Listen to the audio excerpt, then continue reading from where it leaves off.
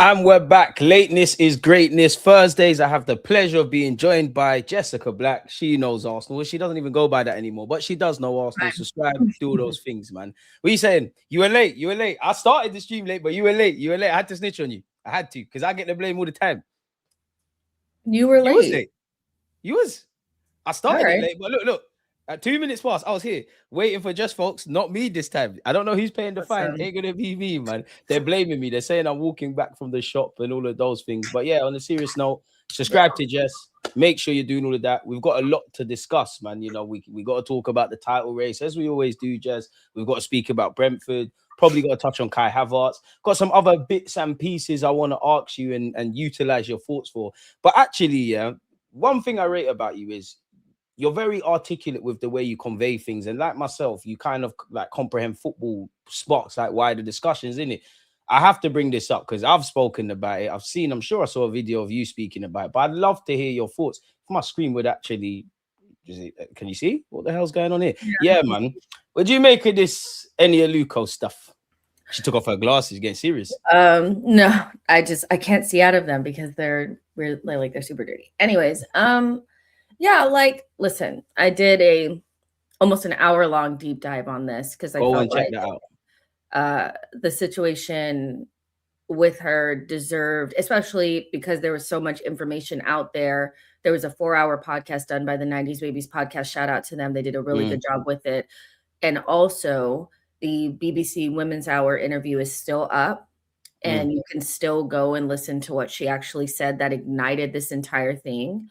So, you know, I felt like I needed to actually get a full picture before I gave my personal opinion on things, and also just providing people that wanted more than just sound bites from, in my opinion, unreliable narrators. They could get it from an unsensationalized platform and then make their own decision on how they feel about Eni Aluko. And I prefaced everything by saying that while it was not a scathing, anti Eni Aluko video, it also wasn't anywhere near a love letter to her. I was very clear about what parts, I didn't agree with and what parts I feel like deserved a little bit more of a context applied to it so that we could actually see everything. And yeah, I think, with Eni, I respect what she's brought to the game. And I also really respect what Ian Wright has brought to the game. And when I say the game, I mean the women's game in particular. I think the majority of people that have spoke out on this have no connection, love, or anything. And let's be honest, they hate her. They hate Eni Aluko. Sorry to cut you, but I think there's 3 sides to every story. There's her side, whatever, conflicting side, and there's also the truth. And I feel one thing I don't like about Eni Aluko or the whole Eni Aluko situation, by all means, you can have your opinion on what she's going through. You can say she's sour, you can say she's hard done by, but we all know, just because one people don't like her, they're going to pile onto her. People don't deem her respectfully as attractive. We all know what it's like with a black woman in this kind of scenario. Me personally, just looking at it, I do think she's a bit bitter and sour. I do think she made a lot of great comments in general. I do think there's an element of people don't like her. I do think the people that were condemning her, like Laura Woods, they've got their own kind of skeletons in the closet and people are drawing her out. But I would just think, for me, just as someone that supports Eni Aluko, like Wakanda Forever and all of that, I beg someone just take the mic away from her. Don't go on TalkSport. Don't go on LBC. Go on platforms where you're going to be given a fair trial. But yeah, man, I cut you. Yeah, I think she's just somebody that I don't think people can compartmentalize their dislike for somebody and then also hear her points, because I wanted to hear her points. She has been in this industry long enough for where I feel like I need to listen to what she's saying. And I agree with the idea that the women's game needs to be protected. Where 100%. I disagree is it doesn't need to be protected from Ian Wright, and I think when that's where it come across a bit sour. Yeah, when the interviewer brings up his name, which again, when we start talking about words like she attacked Ian Wright or she's been abusive towards him, I think So witch hunt. Yeah, I don't actually think we understand the definitions of those words, or we're weaponizing and using those words out of context. And it also diminishes true situations where people are being attacked and abused. what actually happened is the interviewer brought up his name, and she was already feeling some type of way about him not helping her when she had gotten let go from ITV. So instead of swerving the question like she should have, and she admits that she should have, she, like, you know, it's kind of like when you're in a situation and somebody's done you dirty, and then people are sitting next to you and saying, "Oh, I love that person." You're like, well, you know, are they really all that? You know, that's kind of the situation that she was in. And she effed herself over. I feel like she should have, as somebody in media, you have to know when to swerve and how read the room, man. Received. Exactly. And so where I think she has a great point in, like, there is a ceiling for women in men's football that she's okay with and accepts with, that there should be symmetry in the women's game to allow women building their careers in women's football to have those spots.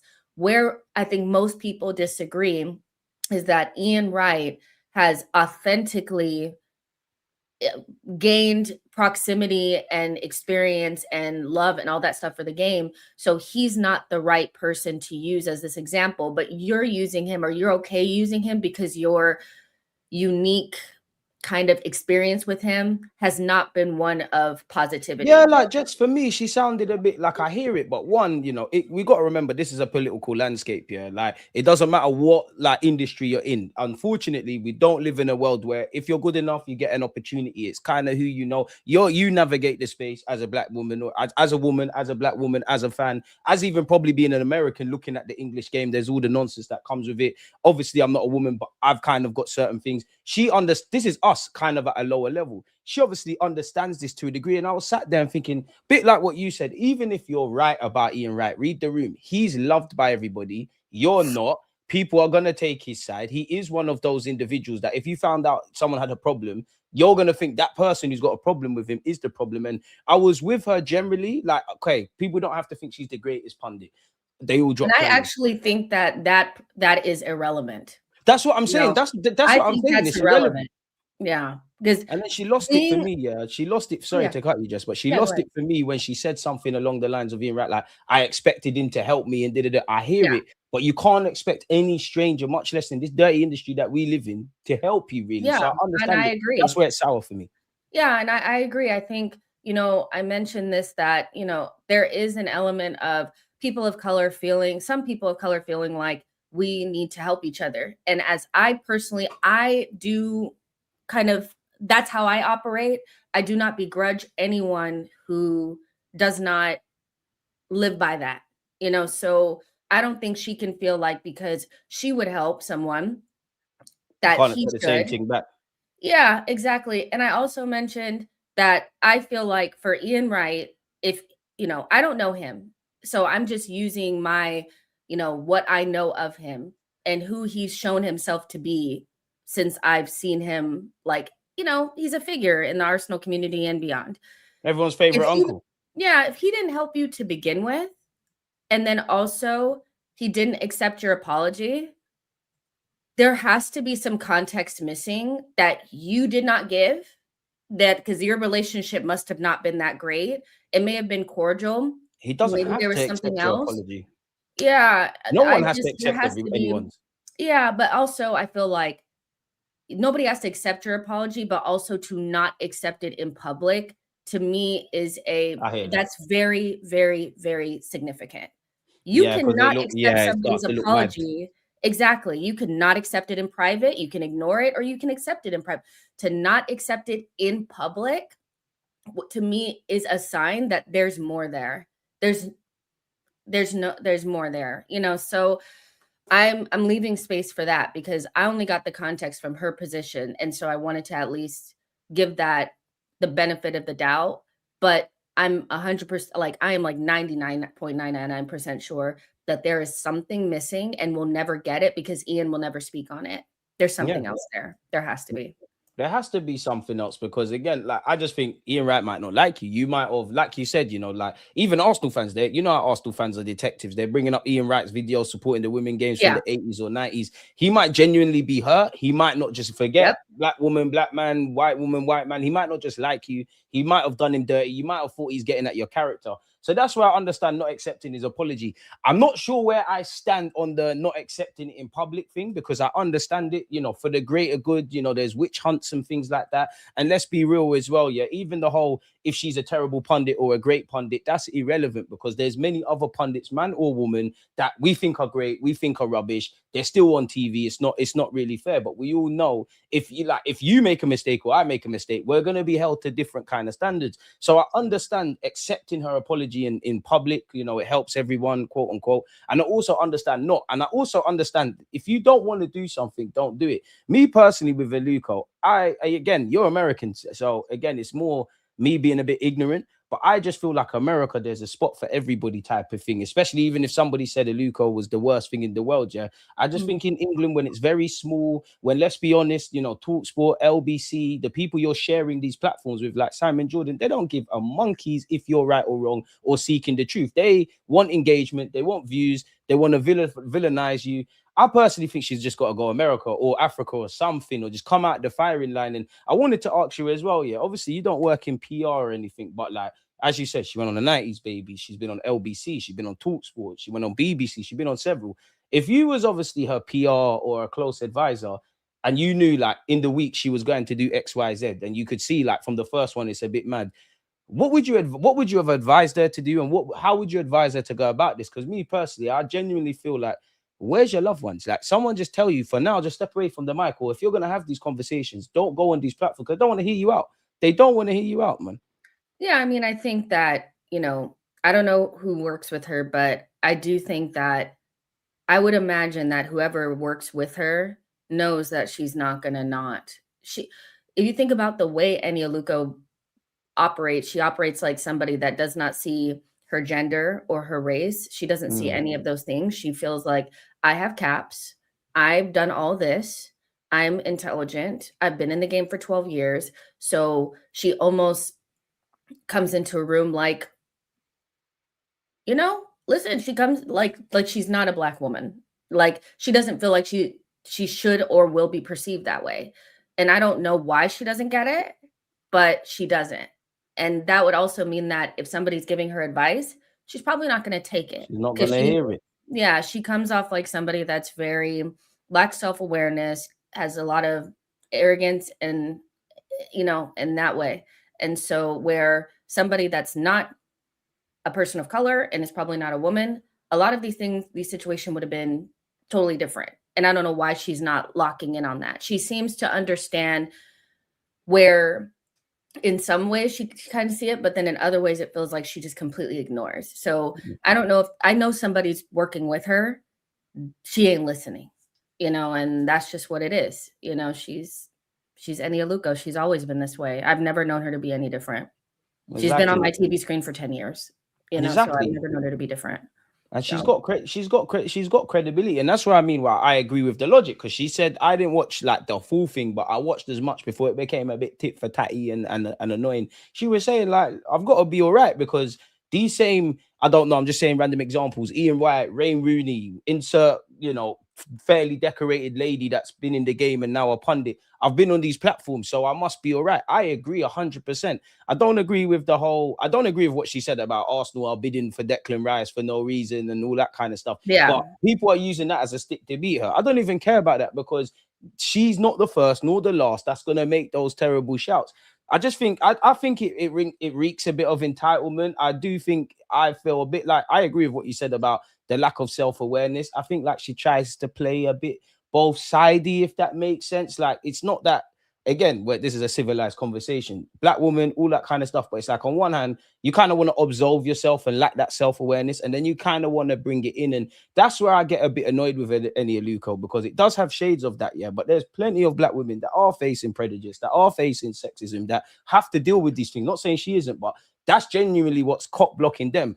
You're diminishing it, and I don't think it all applies to you. I do think in a weird way, isolated, I do think it's kind of your fault. Now, for me, I just feel these are the conversations like what we're having on this platform. We got in the public, you kind of back it. In the private, we have these discussions, man. So yeah, like, what do you think's the future for her? Like, do you think it's a myth in England now?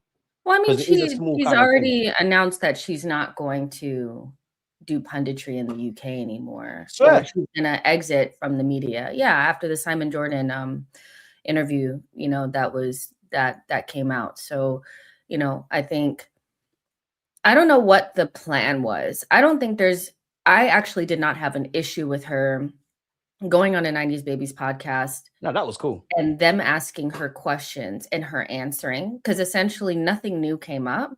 She basically recounted the whole situation that happened in April and beyond. She talked about the Joey Barton stuff. She talked about her Great. career. I saw a lot of people taking what she said about her being Wayne Rooney out of context, when in reality, in the women's game, she kind of was. So there was like a lot there, and I didn't find that to be like the wrong thing to do. I just feel like, you saw what happened the first time, so she clearly knew what was gonna happen the second time, and if she ignored it, I don't know, but she just needs to, she's invested in a different way in the women's game. She's a part of Como's ownership group, and she's doing those types of things. I actually feel like she would be better suited for that. I've actually Like the sporting experienced director kind of things. well, before we, investment and leaving it to because I've experienced her as a sporting director firsthand. Sure. My local team is Angel City in the NWSL, and she was our sporting director when the team first came, 5 years ago, and she was awful. She was horrendous. So I don't think she should be a sporting director. I don't think she should be in punditry. I think using her, putting her money into the women's game and allowing the experts to do what they do best is probably where she should stay. And that's it, man. It's like, but the one thing I don't like, and I'll say this as well, is like, you can think she's a fucking idiot, or you can think she's amazing, but when it starts to, you're getting at her looks, you say she should never have an opportunity, or a bit like black managers as well. Like, let's just say I managed Arsenal and I fucked up at Arsenal. Oh, now this is why them lot can't be managers and things like that, where that same thing is not afforded to everyone. People might think Sean Dyche is rubbish or Thomas Franks rubbish, but that's not a stick to beat others with. So I do think that's interesting. Maybe the director thing is something she should go down. She's clearly got a great business acumen. Like, she's got a number of investments, but I genuinely wish her all the best. Just all I would say is just pick your battles wisely. Remember that everybody's entitled to a fair trial, but when you're going on certain platforms like 90s Babies, for example, that is a fair trial. Like, you said what you wanted to say. They made you feel comfortable. It is what it is. You know what time it is when you're going on these mainstream platforms. They're not really trying to hear you, but it's not the first, and nor will it be the last. So I'm happy we've got that out, people. And again, you asked me to ask Jess about that. We've done it again. Jess has her own video, an hour long, on her platform. Where I'm sure she said a lot of things that she didn't cover there. So that's where you need to go. Moving away from that and getting into more lighthearted things, man. You seen the Spurs news? Thomas Frank's gone. Apparently, Vinay wanted Thomas Frank to stay, man. Yeah, I actually have a full breakdown on my channel about this as well. Go and check that out as well, folks. Yeah, I did like a full, from the moment that Poch left to now, and how also knowing that this Ange interview would come out, and like after we're done, I'm gonna go watch that as well. But Spurs fans should be a lot more mad about their ownership, because they continuously throw these coaches out there and then gaslight everybody into thinking that they just couldn't, apply their style of play, or, the locker room just, turned on them, when in reality, Thomas Frank, Conte, Jose, three very good managers. They don't have an identity. Their identity was fully built upon what Pochettino brought. And that's clear to me, because as soon as he left, they could not replicate it. They went from Pochettino to Jose Mourinho to Conte to Nuno to Ange and to Frank.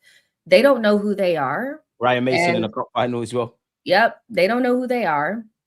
They tried to emulate Chelsea's model of higher sack, but without the facilities to do so, because Chelsea also throw money at it. And like they're Ange lucky they're in London as well, man. That probably helps them get 1-2 players. They're not a big club in terms of what they want to produce on the pitch, but I think they view having the commercial sales in that big stadium and all of that as what makes them a big club. And the issue with that, and why I can understand, is that most of us outside of probably City fans have questioned that about our clubs at some point. Manchester United fans have questioned that. Liverpool, Arsenal fans, we've all questioned that. We've all been in a situation where we're like, these owners don't give a shit. They Newcastle, really I know it's not don't the same, care. but Newcastle with Mike Ashley Yeah. compared to now as well. Yeah, they really don't give a shit. So do we want to be a big club, or are we just cosplaying as one and you guys are just, you know, filling your pockets with the money from the commercial revenue? You know, so that's basically the situation that they're in right now. And no matter who they hire, it's going to be the same, because they quite literally have no identity. And, you know, Thomas Frank is their latest victim. And yes, he needed to be sacked because obviously they need to save their season. But being near the relegation zone 2 seasons in a row is not about the managers. It's about what you guys got going on, you know, higher up.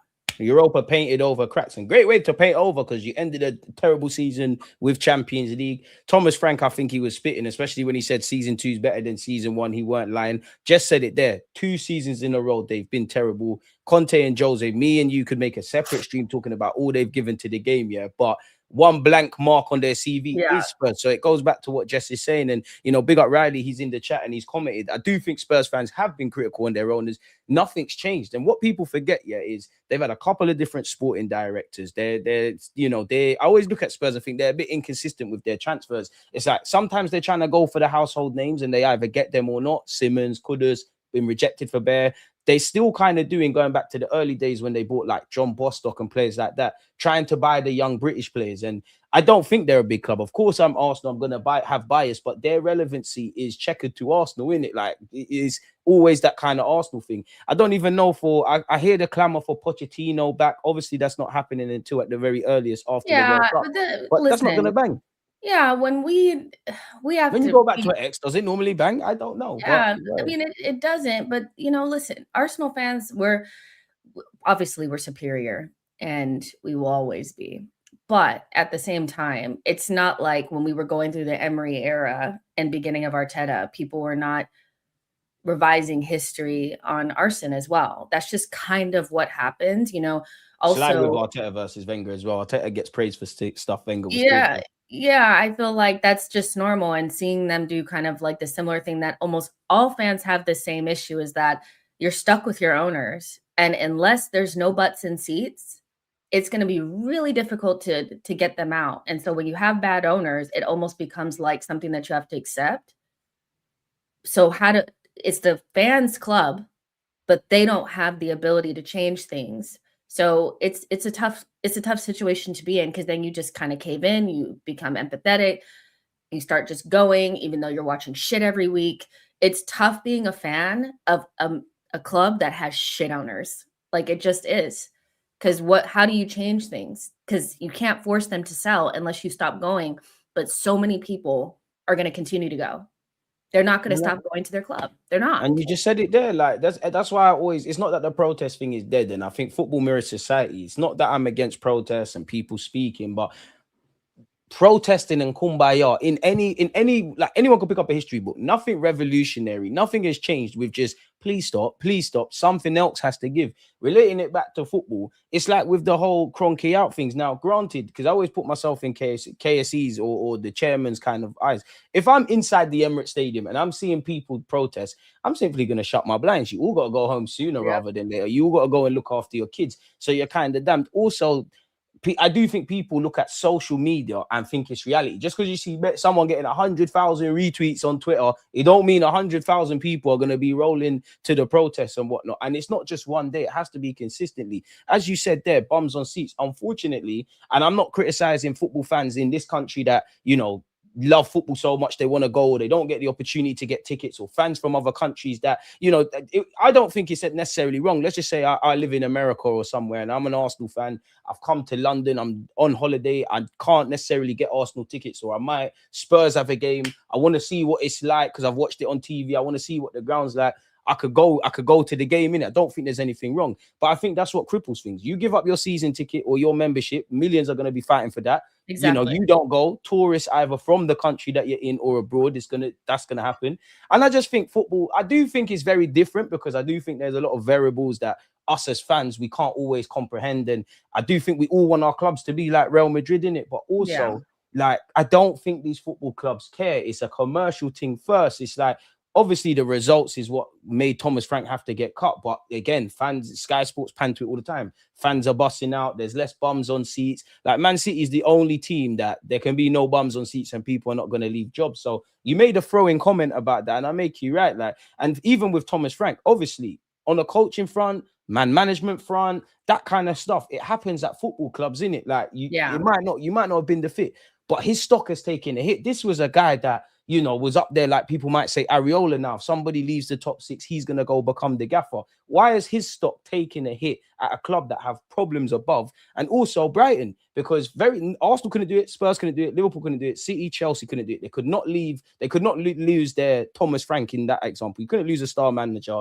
You couldn't lose your captain in Norgard, Visa, and Buemo, and all of these guys. And look even better, like we're playing them tonight. We'll get onto it. Like they're fighting for Europe. So that just tells you, obviously it's all relative, but that just tells you how good Brentford are run and how terrible Spurs are run, because you can't guarantee that Spurs won't be sitting in a scenario like this. But big up Thomas Frank, man. You did everything you could. You're going to be at the parade in N5. I did enjoy the trolling. He's probably the most memorable Spurs manager I've seen in a minute, man. I got time for him, man. I got so much time for him. For them to be saying that he was mentioning Arsenal so much, I don't know the validity of this, but if he was doing that...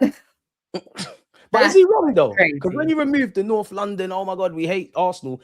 I'm not. In fact, no, Spurs, you would die to be honest. You're aspiring for a team doing better than you in it. There's things we could learn from City. If Arteta is saying, "Oh, learn this from City," or if we were where Spurs are and where Arsenal are at, when I remove my bias, I don't think it's wrong when you look at it from that point of view. Yeah. Is he necessarily wrong for it, or is it you got to pick him out? Because the situation with like Arsenal and City are two different things because the rivalry is totally different. Yeah. Spurs, like their whole thing is in relation to us. Like in relation to us. Like they would rather lose points than potentially help us. They would rather relegate their own club to keep us from winning. So that is different than if Arteta was sitting up there saying, like, look at City, they're doing this. Like, I think it's different. I think any Spurs manager needs to at least pretend that they hate Arsenal. And I think that's why they like Jose and Conte, because, Conte picked up like this thing against Arteta and kept jabbing Arteta and saying like, oh, he just needs to be quiet. He's young. He doesn't know what he's doing. Jose obviously had the comments about arson, but Thomas Frank, he loves us and he couldn't deny it, and that's not going to go over well, especially when you're sitting in 16th. we need to give this guy a job, man. We need to give this guy a job. You'll be at the parade, Thomas Frank. You know what? If I was you, Thomas Frank, if you want to stay in the Prem, there's going to be a Crystal Palace gig. I'm sure they'll be happy to have you. Ironically, you could link up with Brennan Johnson, which would be an awkward kind of conversation because you got rid of him. But yeah, we've spoken about Aluko. We've indirectly spoken about Arsenal, but we've been speaking obviously about Thomas Frank. Moving this back to the club we support. Unfortunately, everybody would have seen the news and Jess as well. But if you've been living under a rock, folks, Kai Havertz, Arsenal forward, set to miss at least 4 matches with muscular injury. Initially, what did you think? Because on paper, he's obviously out of today against Brentford. Probably wouldn't, I'd imagine he would have played against Brentford and not against Wigan. But Brentford, Wigan, Wolves, North London derby, could be back for his old club, Chelsea. I don't know. What do you make of it? I mean, listen, I think it's a gut punch, and this is coming from somebody that's not like Kai Havertz's biggest, anything, but we're already missing people. So from a numbers perspective, profiles perspective, it's already not looking great. But I do think whether you want to super, you want to give him all the credit or not, I do feel like our collective performances have lifted since he's been back. No, he didn't play the biggest role in the Chelsea game, but he did score the goal and all that. So, I think there was something there potentially. Yeah, exactly. So all in all, it's just not good to have another player out. And I think because before it was Odegaard and Saka and Trossard had not trained. Now they're all back in the matchday squad. Does that mean that we potentially are rushing them back because we have players missing? Like, they're rushing themselves back. Yeah, they're rushing themselves back because they see that it's dark, So yeah, I think it's just not great. It's not the end of the world. He won't be out until the end of the season. But I think right now, anything that feels like it's going against us is going to make people freak out because let's be honest, the gap is not big, It's been cut to 3. Fair enough, a game in hand, but it's been cut to 3 now. Yeah, exactly. Like I could see, Kepa getting an injury and people being like, "Oh my gosh, now if Raya's out, then we don't have a goalkeeper and we have to bring the sky's falling down, man." That's how some Arsenal fans behave, man. Exactly. So yeah, it is not good, but it's not the end of the world. And I'll be real, they just need to rise it. Whoever goes out there, if it's Gyökeres and Martinelli and Madueke and Eze today to start, rise it. I really don't want to hear about the injuries at the end of the season. We have a deep squad. We need to just make it happen, so. Exactly. And you're right, yeah. And then before I say my thoughts on it, somebody, I think Revolutionary Pot said it earlier, like as we was talking about the Aluko stuff. It's not that it's right, it's not that it's wrong, but we've been without Kai for the majority of the season now, and which is true. We've been making it happen. You just said it there. Of course, we could sit down and quantify injuries and do the context thing if we're having a real conversation. But I don't want to hear that. Everyone gets injuries. We know what time it is. This is why we've got the squad. We are less than 4 months away. There's 13 games left. We just got to get on with it. Unfortunately, I'd love to be sat here with Jess and you lot in the chat and really with our depth. Who's in the starting 11? Who's on the bench?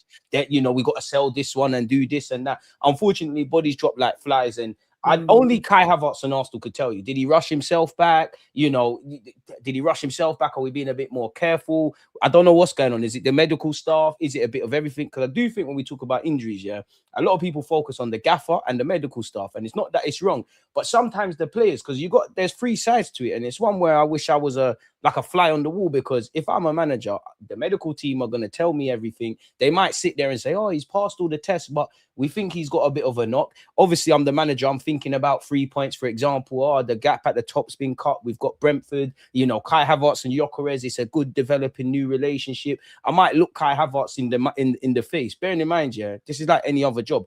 These men are with each other more than they're with their kids. Kai Havertz might tell me he's fit and I might believe him, but then I know Kai in it. He might be capping. Then it's up to me as a gaffer to say, with all of this in mind, do I risk it? So this is where I don't really play the blame game. Fundamentally, there's injuries. I do think for me, just the most annoying thing is we're getting into the end of the season, and I call them the Bandulu brothers. That Kai might not be the prettiest. He has a knack of coming in clutch. Mikel Merino, me and you spoke about this last week, and we both agreed it's a bitter pill to swallow, isn't it? These men will score some serious goals. And then obviously, Gyökeres is coming into form. We hope there's nothing serious there.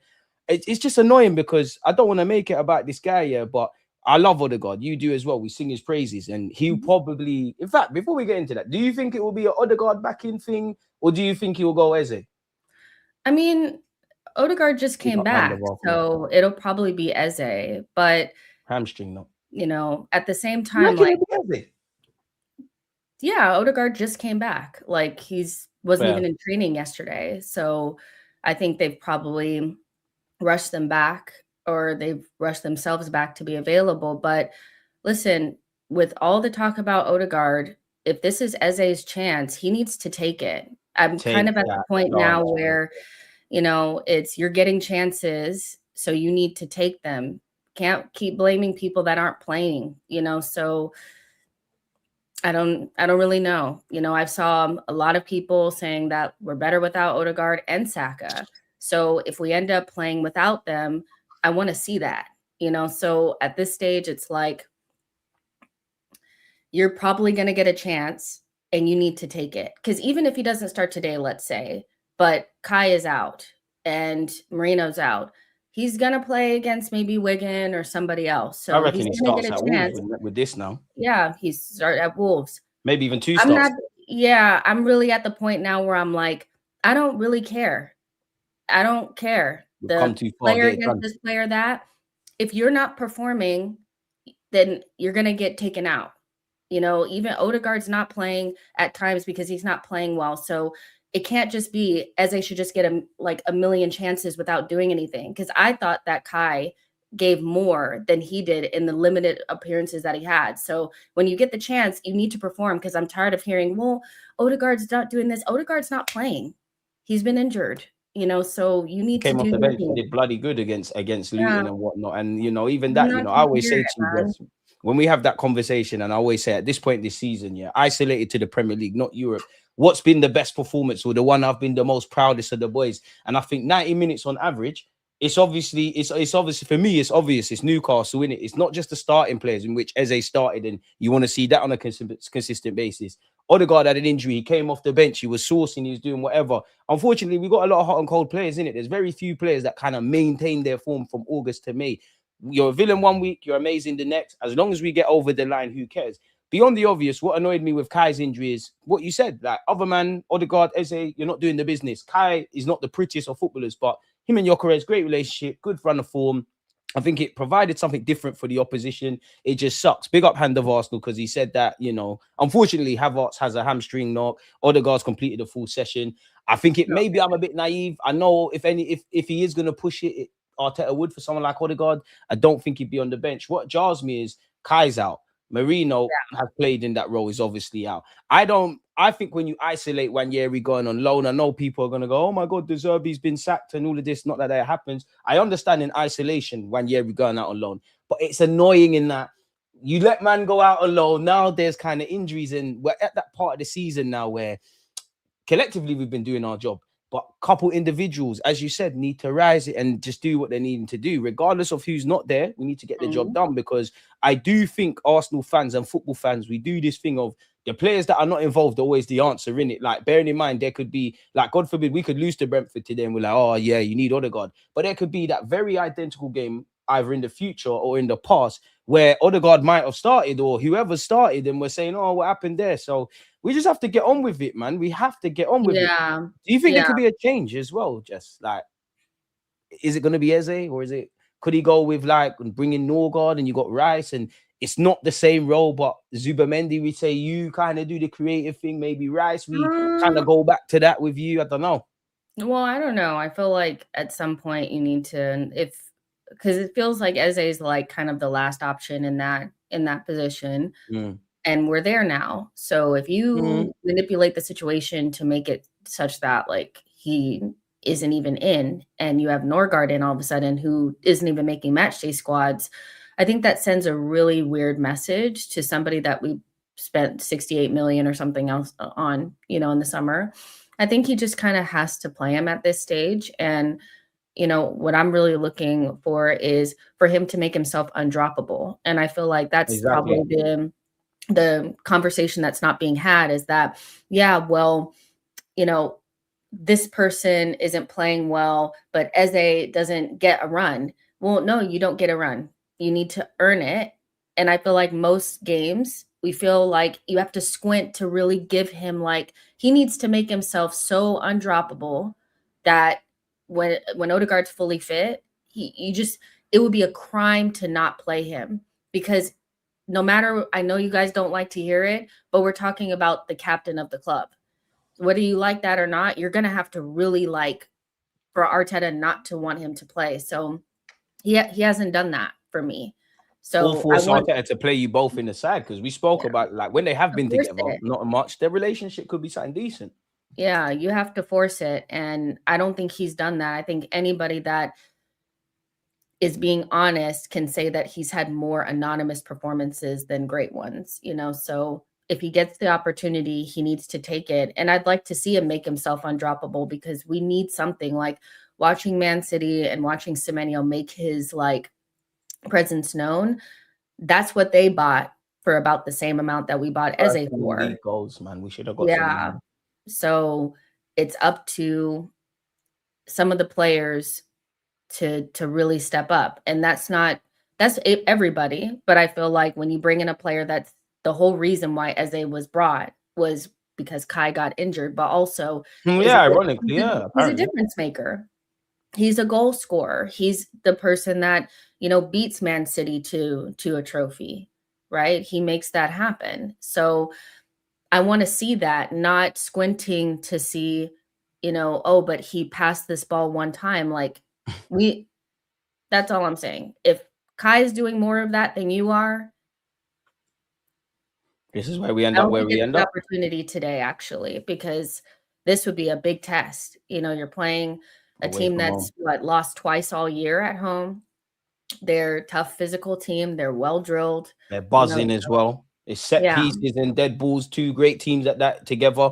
They got to be fearless, because if they beat us, there's more Arsenal talking points. If we beat them, it's business as usual type of thing. Right. Exactly. So there just needs to be, I think you give him the chance today in his position, because I think it would be strange, even though I think Norgard deserves more time. It shouldn't be in order to keep Eze out. I feel like that's odd. It should be to give Rice or Zubamendi rest, not to play some weird 3 midfield. Not to change the dynamics. Yeah, that don't feel right to me.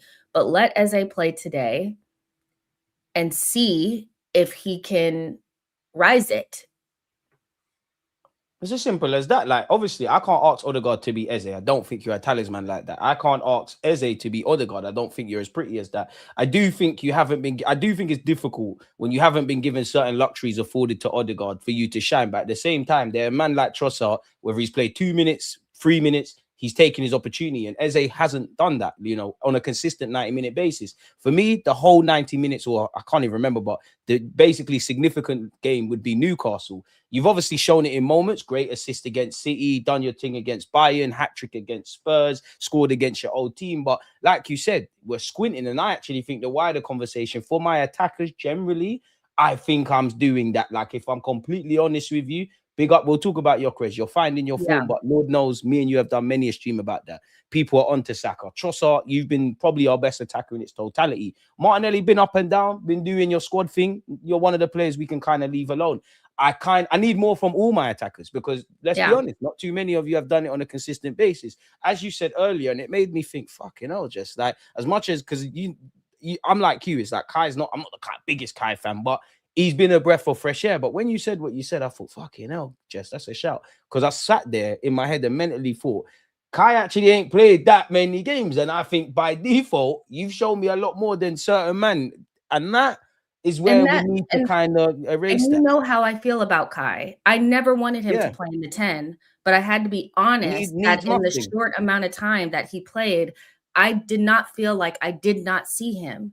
But there are just too many games where I feel like I did not see Eze, so, and I think ultimately I feel like, when you have been somewhere for a long time and you've been a big part of this team for like 4, 5 years, let's call it 4 solid years, you have much more credit in the bank than somebody that comes in and has like no credit. And that doesn't just apply to Odegaard. That applies to Saliba and Gabriel and Saka. So because Arteta and, the team know what those players can bring, and they have a longer history with Arsenal doing stuff and have had real high highs with this team, you may not like it and it feels like favoritism, but that's how the world works. Unfortunately. That's how the world works. And you could argue favoritism things getting done with as well. Yeah, so the people have trust in you. They trust that Saka is going to make the right decision. They trust that Odegaard's going to do these things. Eze has not earned the trust, and you just don't get it because you showed up one day over people that have been there, and we don't know what's going on at training either. Yeah, I feel like people are being a little bit like, because they don't like Odegaard, they feel like that's not how it should or does work. But if you apply that to like Saliba, you would never, even if Mascara played a couple of good games like he did, even if Saliba's been shaky, you wouldn't want to drop him you just wouldn't. That's not how it works, because Saliba has a long track record. So, and he's just a better player. No disrespect to Mascara, he's a bad boy, but you're going to put your best players in. Either the players that the manager agrees with, like not everybody. Well, I think if people are honest, Odegaard's a quality player. Granted, if you think he's a good player, but form fluctuating, cool. There's some players that just in terms of ability, the Sakas, the Rices, the two centre halves, Timber, probably Raya, they're going to be in the team. There's going to be the manager's choices. Forget the captain's armband. Yeah. There's got to be a reason when Odegaard's form has stunk up the place, whether I see it or not. There's got to be a reason, and Arteta has to live or die by it, why he's been starting him, whether that's because you press, occupy, whatever. There's gonna be favorites, unfortunately. Now, when we're winning, great, which we have been doing. That's why I ain't got too much energy. When we kind of went through that Nottingham Forest, Man United, Liverpool, and moving it away from Odegaard, the whole team, I thought, oh, are we getting into that scenario where a couple man are getting a bit too complacent and things like that? Now, thankfully, we've reacted, but yeah, man, I make you right. What do you make of this question? Shout out BG. Question: if City go on a run, it's because they brought Semenyo and Gurhi in Jan. Should Arsenal brought someone in the window? For me, it's looking like such now, but that's reactionary. I didn't feel we needed to act. Maybe could have kept Wanyeri as a body, but it is what it is. Not necessarily. I feel like we bought a lot. We bought a lot. They've bought Guehi because Ruben Diaz and Gvardiol both got injured, and they're not very great at the back. So that's what they did. Semenyo, they've added another attacker. Maybe you could say that we needed to add another attacker, but I feel like the actual thing is more. Then you would need to question the signings of maybe what you did in the summer. What you did in the summer, because I just think that it's not like they've played amazing and we're still struggling or something like that. I actually think to a certain extent, certain attackers that, especially the ones that we bought in the summer, haven't even arrived yet. I don't even feel like that we're still waiting on them to have like a second season. I saw people asking like Crystal Palace fans, when does Eze show up? When is the second season Eze showing up? So I think it's also just more like when you buy Madueke, and this is not to hurt Madueke or kill him or anything, but when both players, Semenyo and Madueke, are available, and they bought Semenyo and he came in halfway through the season, and Madueke has been this his whole time, and Semenyo has 4 more goals than him already. Way more. He's got 13. As Noni got, Noni's got I was just counting what he did for what he's done for Man City. I think he has 5 goals in the Premier. Oh yeah. When you're looking at it like that, yeah, even more damning, really. Yeah, it's not. Then it's more about that, But did we need to go out? We can barely. I get it that now we've had injuries, but our squad depth is really good. It's just a matter of are they bodies, or are they actually contributing the things that we need? Do you think we could have went in the low market then? Because we do. Look, you lost Marino, you've lost Havertz. Cool. Wanyeri's gone out on loan. Not to make this about Wanyeri, but again, I look at it in the summer. You knew that we've got enough of a case study to know when there's injury. So for me, I'm looking at the club and saying, all right, forget my opinions and what I feel about Wanyeri. You're telling me that we can absorb if there's more injuries. Obviously, disaster can strike, but we can absorb more injuries, and Wanyeri's irrelevant from that. I guess what I'm referring to is before I draw for Wanyeri, whether that's out wide or anywhere in midfield, I've got plenty of other things I can do. So you're going to have to show me that. I do think we're going to miss Kai and Marino in the running. Hopefully, Kai's back sooner rather than later. I won't say it makes me nervous, but as we've got, we looked at the first 4 games to come, starting with Brentford. Obviously, we got a cup final, and you just never know when disaster's going to strike. Everyone's just got to get wrapped in cotton wool, in it. It does make me a bit nervous. But for me, obviously, if you could have been in for a Semenyo or a Gurhi, quality players that are superstars, like Wenger used to say, go and do it, in it. A bit like what Jess said, the January's a reactive window. We had 8 players brought in. We're not going to rock the boat unless there's something offered to us. Maybe if dominoes fell for Tonali, or a player that's we got to move now type of thing. Like I'm sure Liverpool signed Van Dijk in January and things like that. January is a reactive window. Nobody wants to buy players or sell players in an ideal world, but for a variety of reasons, they become available. It might be somewhere I look back, but yeah, I don't. Yeah, I would say that, the thing with Semenyo, and let's look at a couple of different players. You look at somebody like Semenyo and you look at Mbeumo. Those 2 players don't offer a lot outside of goals, but they offer goals. And I just wonder if, from Arsenal's perspective, if I know that Gyökeres was meant to kind of be this, but if every single player that we brought in the summer needed to be more about goals than anything else, because that's usually what we lack. And where Madueke gives us he takes his man on. When there's no end product attached to it, I would probably prefer the person that does nothing, but when it comes down to it, they're just going to smack it in the back of the net. And I think those two players were just there, goal scorers. That's what they offer. And we chose somebody to bring in on the wing that's like literally not their thing at all. They're a work in progress. Like we've spoken about Noni. I don't think I wouldn't have bought Noni. I don't think he's necessarily my cup of tea. I don't think he was a player to move the boat. Like, granted, we're at where we're at with Gyökeres. He's doing his thing right now. Eze, we've spoken about him, but them two, Zubimendi, those are game changers. I think obviously need to bring in squad players, but the core level raisers of our side, that's that. I feel we already had too many players like Noni where we're doing the ifs and buts. They're not necessarily bad players. I'd still maintain that Noni wasn't as bad as the reaction that was going on in the summer. Granted, the Gyökeres, big money signing, Eze, them lot came after. I understand why people are vexed. But I looked at it and said, I like you. But you get into the box, there's plenty of things I like about you. I can see the method to the madness, which I see a bit more now. But numbers, inevitability, that's the kind of thing for us to go to the next level. Like, them and I've added Semenyo where he's got 13. Haaland's on 19, 20, maybe more. We know we're going to score goals. We don't know who's going to score. Like, we couldn't have predicted Trossard having this run of a season, Martinelli doing his thing, a couple other men are chipping in here, there, and the other.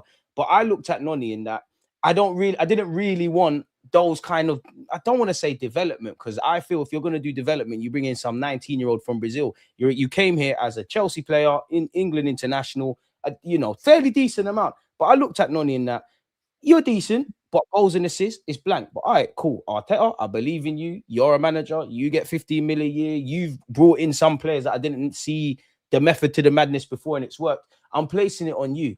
I can't, obviously, Noni has to hold himself accountable, but I don't know, Jess, maybe it don't make sense. I can't be surprised that I'm not sitting there and saying to you, wow, Noni's got X amount of goals. Now, he is only 23, but Wenger always used to say, yo, when you get to that 23, that's when you need to arrive. And I don't want to say we're building our house on the sand, but I kind of do in the final third. Well, I agree.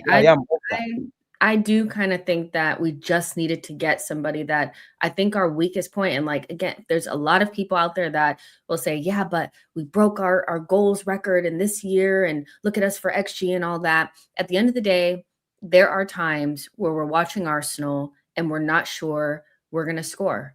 We don't know where the goal is going to come from. Get the goal, let's bust out. Yeah. And those are the games that cost us trophies, I feel, so at the end of the day, we could have added, I think we just kind of needed to add goals. I don't know if we needed to add more trickery on the wings without goals. I think if you're going to bring in somebody, the numbers, not it's like having one without the other feels like at times we don't have it, especially when the player that he's replacing is probably our most consistent attacker, Noni. So if he's not out there, then now we have way less goals because now you're taking his position, and you're not adding that, So with Noni, it's not about that I haven't seen positive things from him, and I don't think he has some sort of value. But if you would have asked most Arsenal fans what we needed in the summer, most of them would have said, goals, we need more goals, we need more inevitability. And he didn't add that. But then when I look at two players in the Premier League that were kind of within arm's reach, I guess Mbeumo was kind of different because he probably wanted to start.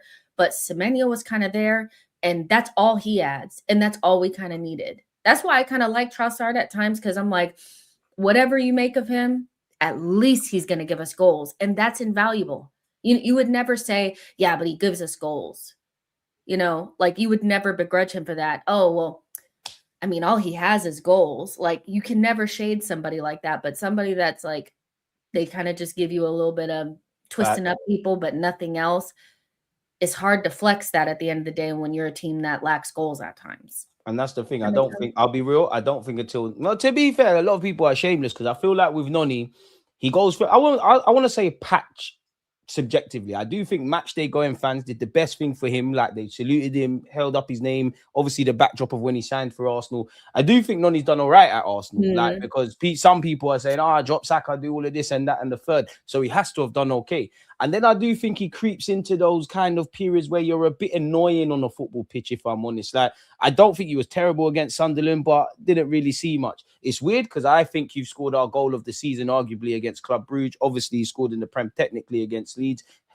best moment probably getting us back in the game, if I remember correctly, against Bayern Munich. But simply put, I can't be surprised in it. I would say for next season, Berta, players that, as just said, inevitability, they're fairly crafted. There's not really the ifs and buts. And if Arteta can do this and that, if they're broke, leave them broke. We don't need to fix everyone. And if we're going to fix them, low level costs, because I'm not going to sit here and act like a hypocrite. I couldn't tell you 20 players to buy, but you do ask, could that 50 million have been on a Semenyo and whatnot?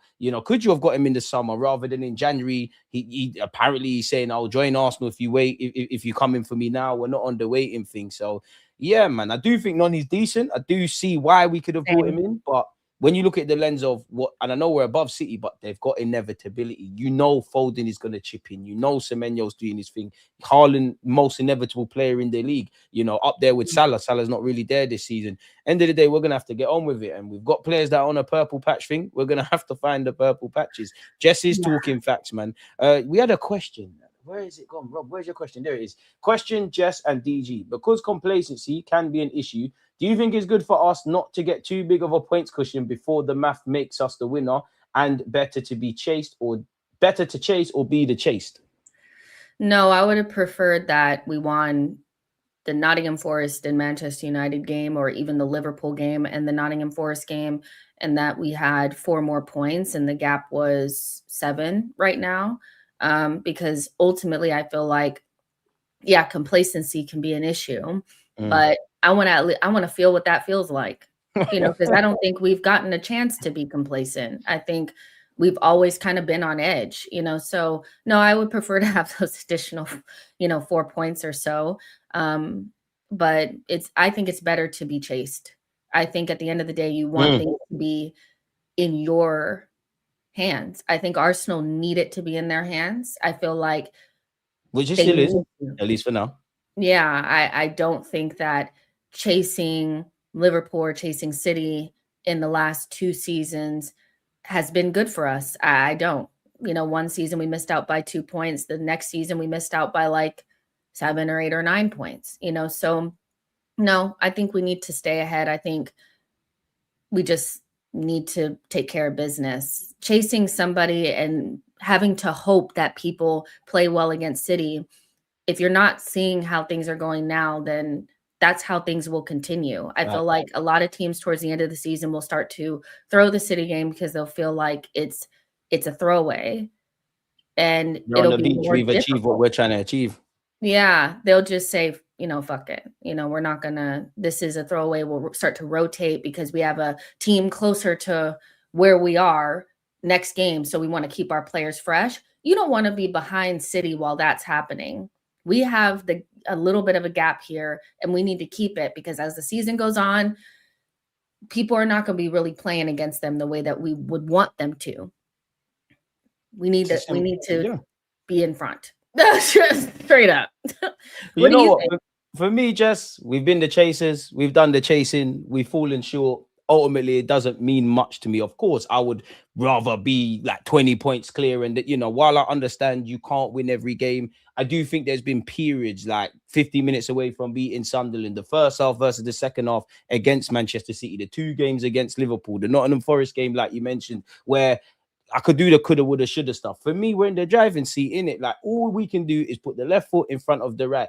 We said it earlier, yeah. I personally believe social media is having, and mainly for our fans, social media is making people crazy. And what I mean by that is the talking points with social media, you're applying it to real life, thinking that Spurs players want to lose on purpose because it means Arsenal don't win the league, or several other examples like such. The whole 9 points thing. Last time I checked, going into last weekend, the only thing within our control is leaving that weekend in the same way we entered it, in it, and that's 6 points.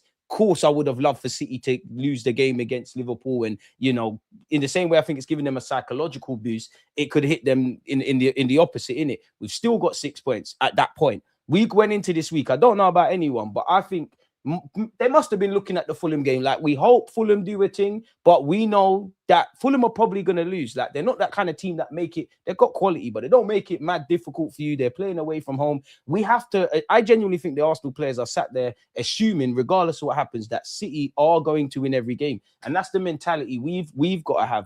Obviously, I do think City and Arsenal, this whole nerves thing, I don't think people are crying and, oh my God, I'm scared, but you are going to feel that. But in the same way, it's like if you get a mad interview with some great women's footballer that is, one of your childhood heroes or something, and you go into that room, there's all shiny lights and massive expensive cameras, you're going to get not shook, but you're going to get initially like, whoa, this is a bit unfamiliar. Then you're going to get with it. And that's all we have to do. All we have to do is just keep doing our jobs. There's going to be twists and turns. I've said this to Jess before. I think we could accelerate our points gap. I think City could end up being top. I personally think this is going to be the most inconsistent Premier League winners in a minute. I think it's going to go down to the last day of the season. I've seen City get some beneficial decisions. I think the powers that be are making it so the 18th is a showdown thing. It's very interesting that Rodri basically went out there and said that they were cheating them, and then all of a sudden Foden never got a red cards. That Allison pen's a bit. Yeah, so Gary Neville crying about the wrong decision. I get it. You can call Craig Pawson a job's worth, but rules are rules, bro. If a man's meant to get sent off, his man's meant to get sent off. Control the controllables. Yeah, I think ultimately, this question, is it better to chase or is it better to be chased? I think when you take everything into consideration, we are not lucky, but it's a good thing that we have this gap, but we have to keep it, because if we get behind them, it's going to be really hard, especially if we're beyond the game at the Etihad and we have no way of limiting that. So we need to stay in front of them. And that's why I look at the Liverpool game, in that we can talk about what actually happened, but for me, the bottom line is you win at Anfield, innit? Pep's record ain't kind there. City's record, City have been doing a lot better in other seasons and shat the bed at Anfield, but they got the win. I do think there was an element of in that game, in the first and second half, of their problems. I do think that they might have been there like, shit, 6 points, it turns into 9. 9 is probably a madness. In the same way, after the game's done, in that, hey, we've got to go out and beat Fulham. 6 points ain't really that deep. I'm not trying to criticize Arsenal, but they've shown that they can fuck these things up. If we go on a run, let's do this thing. So it's going to be interesting, man. And I think T's right, man. This is my thing as well. If you're ever in a position where you have to rely on other teams to win the league, then I don't really want to hear it. Of course, I'll take any favor we can get, but just control the fucking controllables. That's what you literally need to do. So far, so good. Long may it continue. Let the fans and that get nervy. I just want the players to be a bit free, because you ain't won the league, but you've been in, there's so many lived experiences in the last 3 years of you bottling it, being top for X amount of days, doing the chasing. Actually, remember the year we lost on the last day of the season? Great run. Let that fuel you, man. Let just enjoy it now, if I'm honest with you. It sounded mad when Arteta said it, but I make him right. Yeah, because I've never tried to win a league, so I'm not trying to pretend like I know what it feels like to be in their shoes and to have all that stress on you. But, as somebody that's been in stressful situations, if you change your mindset from like, I'm nervous, and you start getting like, oh my gosh, what if the bad thing happens? Sometimes you have to think about, but what if the good thing happens? And like you said, be excited to be in this position and not feel stressed and bogged down by the situation. That's what we wanted. Yeah, and I feel like in the past, they've been stressed and bogged down, but they need to be like that kind of, I'm so excited to put City in the dirt. They have to feel that way. And I think some players are showing that. I just need to see if other players are going to arrive at the same place as these players, because it's been the same players with that mentality. The other players need to come around to it as well. And for me as well, Jess, I think I'm at the point now where individually I need it. Collectively, go up the gears. You've been good. Individually, I need a bit more, because I think I've been more than fair from August. And it's not to say they've been terrible, but from August, I said this to you before, from August to the 10-game mark, I kind of give you a free hit. That don't mean lose games. It means get 3 points, but I understand fitness. All of those things need to get up to scratch. By the 10-game mark, I genuinely think that's when the season starts. From the 10-game mark to December, make sure these talking points are alive, which we've done. Of course, there's been twists and turns. December to January, just handle business. Just handle that by hook or by crook. You've done that. Now I'm in February, and I think I've been saying the same things on the pitch, off the pitch, the positives, the negatives, and you're still here. So don't fuck it up now. As Rice said, 4 months. If you want to go down in Arsenal folklore, do this thing. I don't want to have these conversations, and we're not going to. But if we don't win the league, I don't know where we turn. Forget manager in, out. I wouldn't know what to say to the players. Now, life goes on. They'd have to pick themselves up and we go again. But I don't want that to be the reality. You've handled business. You got a cup final next month. You could potentially have a series of games against City. Just look at Brentford, just left foot in front of the right. Handle your business. Forget City. Forget all of that. Just do what the gaffer's asking you. Or aspire to be the best version of yourself. There's going to be twists and turns. Let's just get this thing done, man. For me, it's as simple as that, man. What else was I going to ask you? We spoke about Kai. Mikel Merino's out for the rest of the season. Do you think, I didn't ask you specifically about him, do you think that's a massive blow? Yeah, I do. Because I think he might miss the World Cup still. Yeah, this is somebody that, whether you like him or not, has come up with big goals over the last 2 seasons for us. Bandili, brother. There's a couple of players that I feel like have this thing, Trossard, Zubimendi, and Merino. Their goals are the go-ahead goals, the equalizers, and winners. And those are worth more than, the third goal that you score in a 3-0. Not all goals are created the same. So Merino, he adds height, he adds to our set piece prowess. He gives us different looks where we could do different things, but we're missing now more goals. And that was the first thing I thought when he got injured. I was like, fuck, the goals are gone. And if you just look at the goals that he scored, people, if you're not following, he scored some really important goals for us. So I'm like, Newcastle, ironically, against his old team. And that with these 13 games, that's what you need. There's going to be games you're watching it, I'm watching it. Oh, fuck, we've been shit. We've won it. Nick it. I'm going to say that I feel like if we win the league, there will be somebody that's not known for being clutch that will become clutch during this run. We need because a lot of the people that we kind of rely upon, like they're not there. Like Saka's been in and out, Marino's now out. So somebody that hasn't been clutch before is going to have to be clutch now if we're going to win it. So yeah, and I think Arteta should lean into the players that are performing well right now, and I would try to I think Gyökeres and Martinelli are playing good right now. So lean into that. Martinelli's playing good. I won, guys. I won. I told Jess we'll be here. I won. Now I'm being silly. Go ahead. Yeah, he's playing well. So lean into that.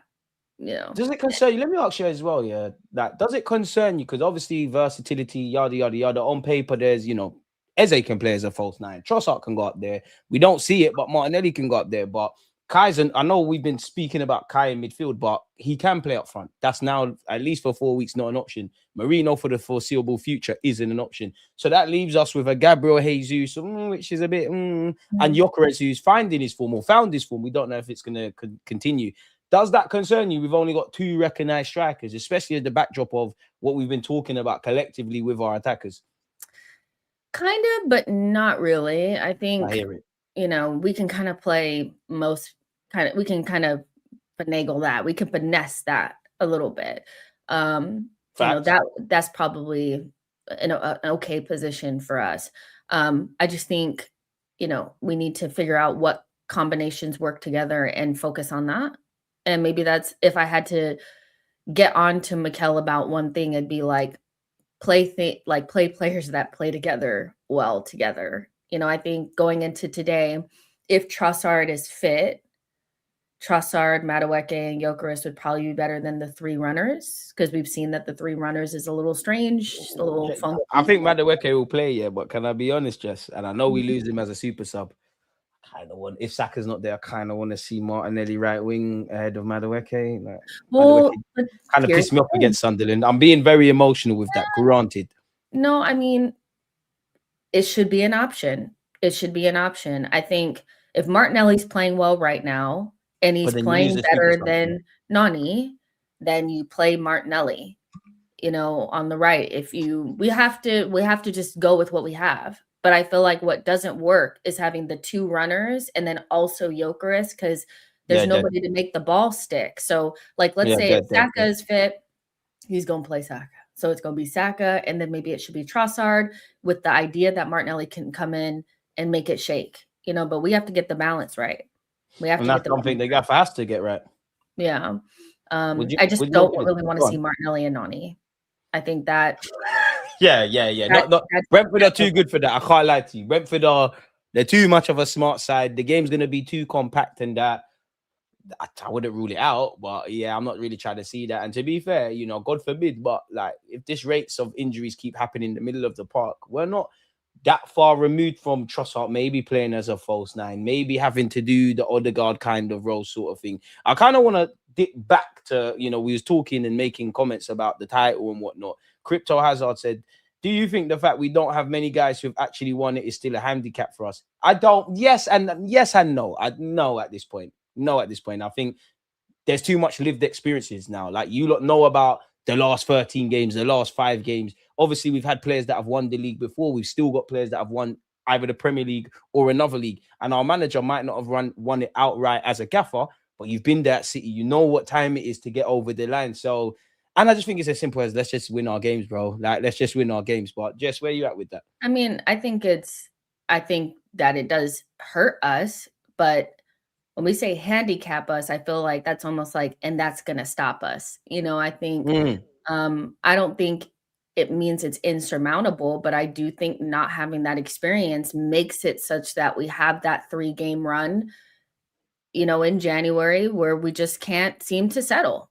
I feel like once we get it over the line at some point, we'll stop seeing some of these weird patterns. But yeah, of course, I'm not going to deny that I feel like having, Pep having that experience over Arteta makes a difference at this stage, because winning it and losing it a couple of times is not the same experience. So yeah, but true. That doesn't mean that we cannot still win it. You got to win it once, innit? Like, I know it's different. Pep come into this league, obviously being at Bayern and being at Barca, but you had to win it at some point. Like, you have to lose your virginity at some point. Like, no matter, like, the best chef in the world, the best, the best chef in the world had to have cut their finger at some point. Guys that are, I don't know, skateboarders, they had to have falling off that shit at some point. Like, it's got to happen at some point. You can never downplay experience, but experience is transferable. Like, there might be a man like Norgard. I ain't not going to sit and act like I'm an expert at Brentford, innit? But there could be times where, if you flip it, he could have been at Brentford where, as much as we're focusing on fighting a league, they could have been fighting for survival, where the dynamics of some people are standing up, some people are not, some people are scared, certain things are happening. There's enough transferable experience. A lot of these players, even the young ones, you've been about, you're international footballers, you've won for club and country, you come into this team winning stuff. Even someone like Gyökeres, it's not the same. But he was at Sporting Lisbon when they won a title. In fact, I'm sure he helped Sporting, end their own trophy drought, league drought. So obviously it's not the same, but there is them things. And I just feel like what Jess said, man, like, we've lost it 3 times. That could also be something you could lean on. Like, okay, last 10 games last season, for random example, we fucked up. This 10 games, nothing happens. And it doesn't really make the tabloids, but you do hear little things like Norgard calming everyone down, Trossard being very demanding, Odegaard doing this. Too many case studies from several players of various different dynamics for me to really think that's a thing. I think it's decided on the field. The only time I will kind of take in anything psychological, and I know some people are doing the whole, if City play first versus if Arsenal play second. For me, the only time I think I'll see anything significant is if, God forbid, but we either go out of a Champions League and then you got a must-win in the Prem, or you've pulled off a scout like Real Madrid again, and then you're playing in the Champs. The Etihad game, but before going into the Etihad game, the final, that's when I'm looking at things I can't really see because I'm not at the game, but not at the club, but that's when I'm taking in that psychological type of thing, in my humble opinion. What are you making of Gyökeres anyways as well? Because he's hitting his highest level, apparently. I mean, the one thing I'll give Mikel credit for is not yanking him out the minute that he had someone else, because it's been tough for Gyökeres. I feel like I cast your mind back to like around November-ish. It was like, it's been dark. What is this? Like, and now there's some light. Fucking for real.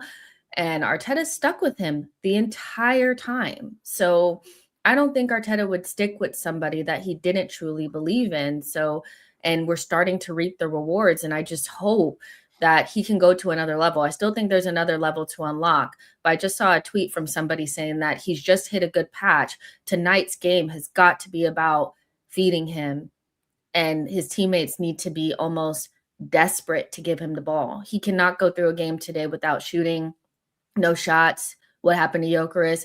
Because he's probably our only attacker that I could look at and say that I feel like you're in really good form outside And he's of. looking confident now in that, man.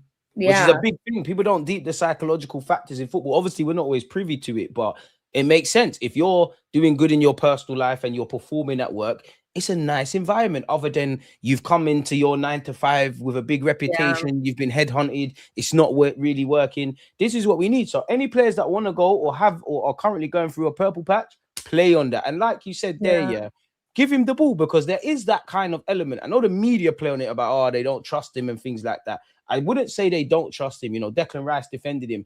But naturally, I do think in football, you've played the sport, I've played sport, you have to earn your teammates' trust subconsciously. Give me the ball, I'll get you out. It's like Zubimendi. I know I could give him a shaky pass. Like, I don't know. There could be Marino on the pitch. I give him a pass.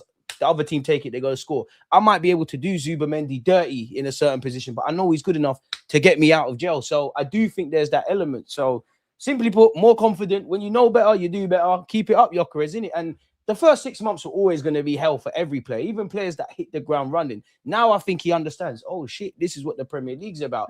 And speaking about psychological stuff, I feel like even back to pre-season, I don't think people deep how heavy this shirt is to play for, regardless of ability and all of that. We had to keep goading him to do celebrations. You saw the relief against Inter, and the last couple of games, no one has to make him do the celebration like he's wavy now. So he looks like he's found himself somewhat. Yeah, it's the goal that he scored against Leeds, which was the third goal, and then the goal that he scored against, I think it was Sunderland, and it was given to from Kai. Those were goals that he just was not getting before. They were like strikers' goals. They weren't pretty because, you know, every time he scores, the commentary has to go, it wasn't pretty, because they need to, like, you know, they have to ding it somehow. But like at the end of the day, aren't these the goals that Arsenal have needed? We're always criticized for trying to walk it into the back of the net, and we don't have somebody that's just in the box to kick it in the back of the net.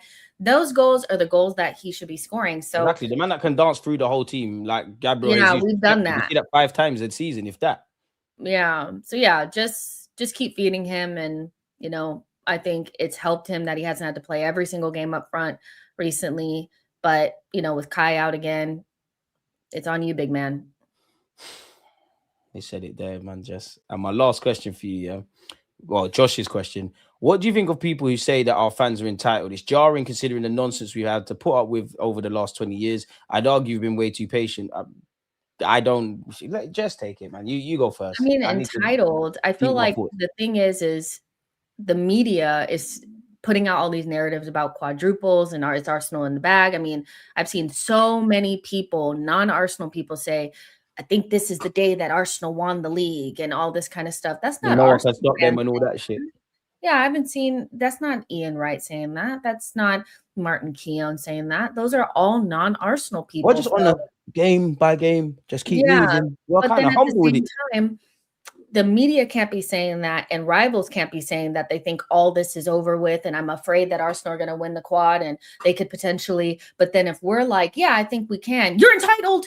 You're entitled. So you think that, and you're putting it out there, and the media is putting it out there. But if Arsenal say, yeah, maybe we can, then you guys are sick of it. You guys are so used to us being self-deprecating about our club that when we're not, it feels like entitlement to you, when in reality we're meeting, like, everybody's Church coming on a Sunday from on a Wednesday. Don't gaslight me. Like, you guys are saying it. We just are not saying that it's not possible. You guys want to put us up there, and then for us to say, no, we're shit. Our whole team is terrible. We'll never win. Arteta's crap, to make you feel better. Like, I'm not trying to. It's jarring, Jess, man. It's fucking jarring because, again, some Arsenal fans obviously do go too crazy with it. We've got the best team ever seen, and there's special youths in every fan base. But you lot sit here and say, your manager's been here 6 years. This ain't me saying he's good or bad, but he's been here 6 years. The defense is this. The midfield is that. Rice, Zubimendi, whatever. Cool. Odegaard on his day sourcing. We've added Eze, at the forefront with the set pieces. And, I do think there are some people in the British media that are honest about Arsenal, but it's all rage bait.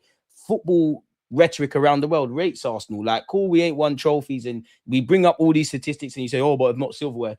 With all of that, you clearly think we're a good side. And if you genuinely think we're a good side, and bringing it back to Arsenal fans, if you believe some of these players are some of the best in the world, and as a collective bunch, we're all right, and we've had great days out, I don't think it's entitled to ask, bro, just get over the line. I do think, like Jess said, I do think there's elements of gaslighting, especially within Arsenal fan base. Oh, you're so entitled, especially around the gaffer. Big up the gaffer. Like, there's probably not a bigger fan of the manager than me, but I support the football club. Oh, you're entitled. He's been here 6 years. Great. But he said he wants to win silverware. The players have said that. When they sign new deals, they talk about silverware. We flirted with it. By God's grace, we win, but we're in a final. We demanded, pick up a League Cup, get through to the latter stage of the Champions League. We want to go a step above. It was great to beat Real Madrid. It's great to beat Bayern. It's great to beat Inter. It's great to get our plaudits and see us go toe-to-toe with some of Europe's best. But it's now about signifying things in history. So don't listen to the outside noise. If they're not Arsenal fans, or better yet, if they're not fans of the game, everyone can have a laugh and a joke and banter. Me and Jess are both Arsenal fans. If I gas up Martinelli, she's going to tell me about it. Like I just said earlier, what did you say, Martinelli? You can have a laugh and a joke, but you got to be able to talk ball in it. So all I would say, Arsenal fans, is control the controllables. If you know X Media's platform or this guy talks nonsense, air it. Because at this point, if your head is hot from Gary Neville or any media outlet or any YouTuber, I can't lie, you're doing it to yourself.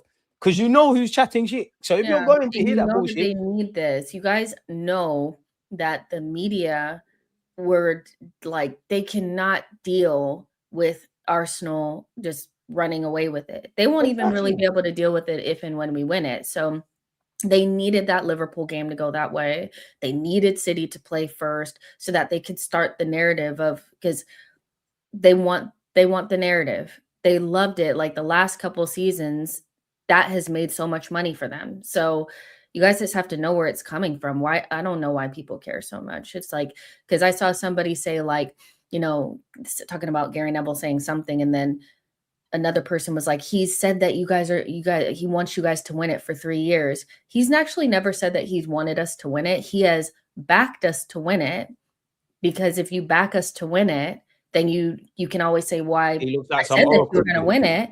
But then if we don't, then you can still kill us, So media is all a game. It was when they beat City. Well, City. It's a game. It's a game. They need the clicks. They need that, and we're the biggest way to get clicks. Biggest way. And it's them talking on us, because I challenge any non-Arsenal fan, any big media platform, don't talk about this club for a week. You won't do it because the engagement's going to be peak. It's going down. I get the game is the game, but just be honest. And it's like this comment, Jess. There is no friends in the football team, revolutionary put. You're right. But it's like what Hazard is saying here. It's funny when people insist the manager's trash, the players are trash, but if we don't win anything, we're underperforming. This is what I'm saying. Like, which one is it? And that's not me backing anyone. Which fucking one is it? Also, the narrative about this is a weak Premier League, but everybody outside of Tottenham are they not in the top 6? Exactly. And so the worst top 6 team is the only one that's not in it. So this has actually been one of the best Premier League seasons in that regard, because the middle can take points off of the top, but all the top teams are still up in the top 6. There's no Bournemouths, or it's just Aston Villa. They're the only ones in there that are outside of the traditional big 6. But go back and look at last season, like Aston Villa was in and around kind of, but Newcastle were up there. But you know who weren't anywhere near it? Tottenham and Man United. They were down towards the bottom. And only one team's patted it up. Yeah, so this is a good season. If we win it, it's because we deserved it, because also City are stronger than they were last season. They weren't anywhere near it. So we will have deserved it because we're good enough. That's it. And you know what, Jess? Whether it's been the best league or the worst league, who gives a flying fuck? When fans all over the world are booking hotels to be in N5, when we're there celebrating, no one cares. It's just going to, as long as it says Arsenal 2026, we've done it. Because everyone likes to do this, because they did do it with Liverpool. They have done it when Arsenal have been second. The league is poor. Cool, granted, it might be poor, but then I could flip it on its head. Every manager is worth their own weight in salt. Games that, if anything, the top 6 games are easier than bucking Sunderland, who have a great home record. Brentford got a great home record. Yeah, Brentford, who have lost their manager and several people, they're now challenging for Europe. Sunderland just got promoted. They're now challenging for Europe. Aston Villa stunk up the place at the start, got themselves in a title challenge. They're now out of it. Chelsea, since getting giddy in November and December, they're now out of it. Man United went out to Grimsby in every cup competition. Somehow they're in a chance of the Champions League. So why is it only when it's my football club, man, going to do this the whole standard of the league where everybody's doing madness and then getting in games? And then if we're saying this about everyone, it's probably, like Jess said, never been as competitive as it's been.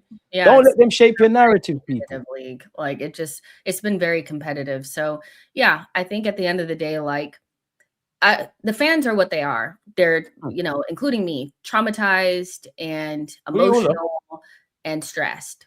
But as long as the players don't take that on, that's all that matters to me, because they're the ones playing the games. So, you know, we're going to be what we are, you know. All that matters is just, bro, just win the title, bro. Just win the title and any fucking trophies available there. At this point, it needs to minimum be a double. You're in a final, 50% chance. Go and get that done. Slap Pep Guardiola's bald head. Get this title over the line. Go and enjoy. Come back for next season. Let's retain it. Let's start bringing Champions Leagues in and things like that. Let's not let this season be in vain, because that's as much as me as a fan, it hurts. And it hurts Jess and it hurts you lot in the chat. And we'll do the whole woe is me thing.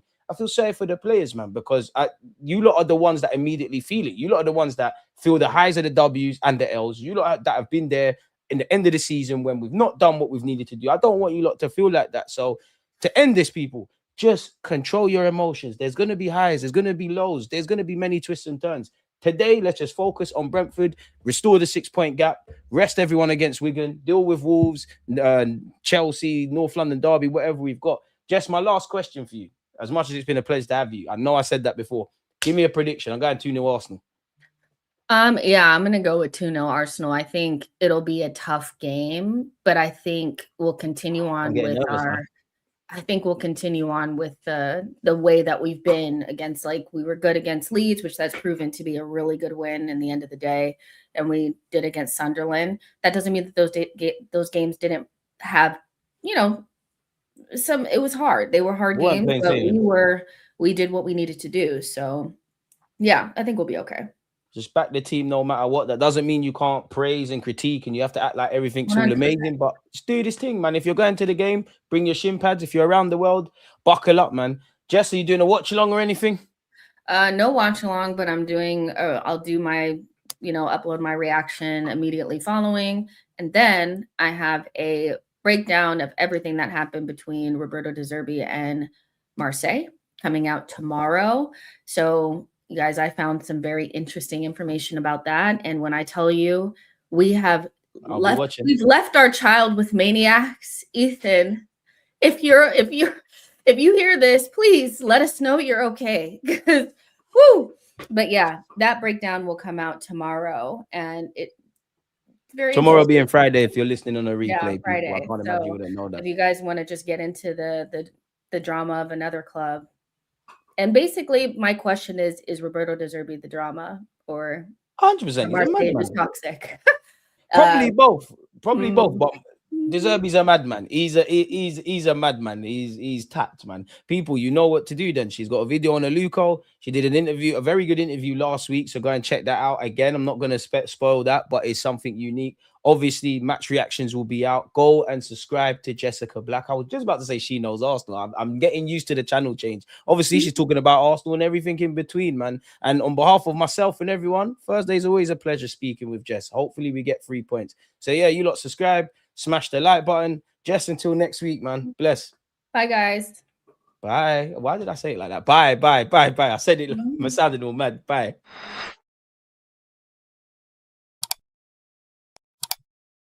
Bye, guys.